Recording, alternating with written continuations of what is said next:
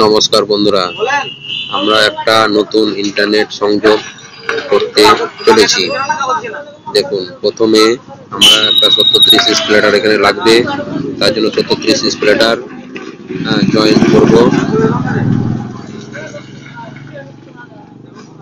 তারপরে জয়েন করার পরে আমরা চলে যাব রাউটার সেটিং এ। এটা হচ্ছে রাউটার সেটিং এর জন্য প্রথমে ক্রমে গিয়ে 192.168.0.1.1 লিখে সার্চ করব।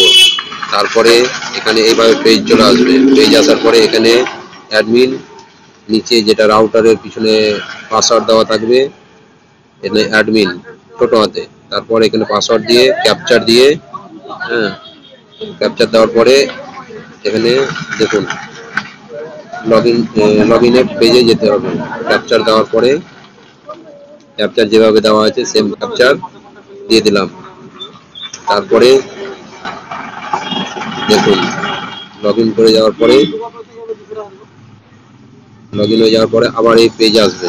দেখুন এখানে যেটা রাউটারের পিছনে পাসওয়ার্ড আছে সেই পাসওয়ার্ডটা দিতে হবে।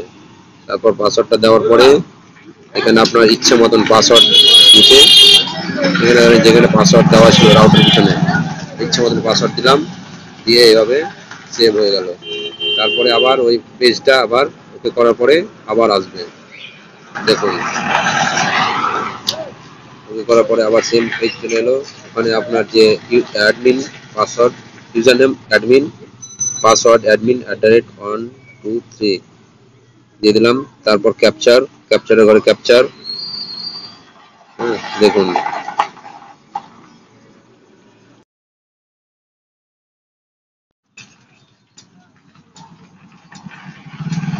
তারপরে এখানে আবার সেম ভাবে লগইন করে ক্যাপচার দিয়ে লগইন করতে হবে।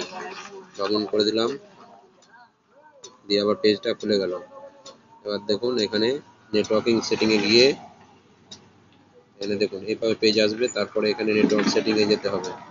দেখুন এই নেটওয়ার্ক সেটিং আছে। নেটওয়ার্ক সেটিং এ যাওয়ার পরে WAN লেখা আছে, ওখানে গিয়ে সেম ভাবে এইভাবে স্ট্যাটিকে ক্লিক করে এখানে স্ট্যাটিক আইপি বসিয়ে দিতে হবে। এর যেটা আইপি সেটা আইপিটা দিতে হবে। এখানে দেখুন আইপিটা একটু দাঁড়ান, আইপিটা দেওয়া শুরু হচ্ছে। আইপিটা কপি করে নিলাম, কপি করে এখানে পেস্ট করে দিলাম। পেস্ট করে দেওয়ার পরে নিচে গিয়ে এই আইপিটা দিয়ে দিলাম। আবার সেকেন্ড আইপি, থার্ড আইপি দিয়ে দেওয়ার পরে এখানে থার্ড আইপি, ফোর্থ আইপি দিয়ে দেওয়ার পরে এখানে নেটওয়ার্ক সেটিং করে সেভ করে দিলেই হয়ে যাবে। দেখুন আর এখানে গেটওয়ে দিয়ে দিতে হবে। তারপর এখানে দিয়ে দেওয়ার পরে সেভ দাঁড়াতে